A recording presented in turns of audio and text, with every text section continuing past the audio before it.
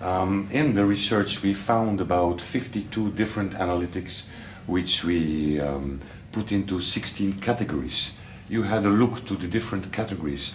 Did you find some categories of learning analytics which you find useful, but maybe there were also some that were less useful or that were missing? I think things that are very useful, and I think I found a lot of good things. If I'm taking a distance, I think there's 3 dimensions or 3 buckets where we can park a number of these things.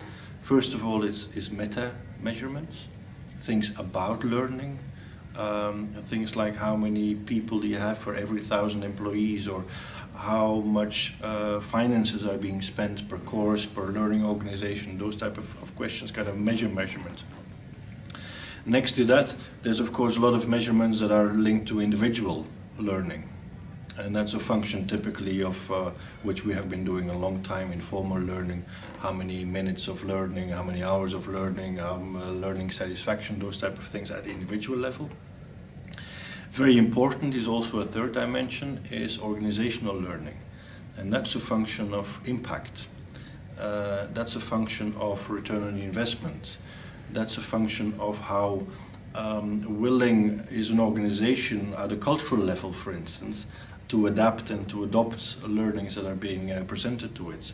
And I think that last part I see a little bit missing in the overall research, is everything that is touching this informal piece. And of course there's a lot of definitions that we still have to do about what is formal and what is informal. But the basic notion of informal learning, of impact. In measurements you have 2 types of measurements. You have leading and lagging indicators. Leading indicators are those indicators that with which you have achieved something and you're backward looking. Lagging indicators is, are you changing the organization? Are you changing competitive for your organization and those type of things? That's something that I don't find yet in the research. Also, the research and the measurement dimensions, they're focusing much more on a push model of learning versus a pull model.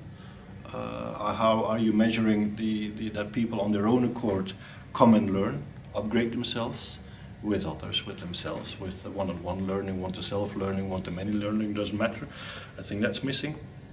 And therefore also the 2070 and especially the 20 and 70 model is not coming to itself. So I'd be looking at researchers, give us focus, give us dimensions at these 3 levels: meta level, individual level, but also organizational level.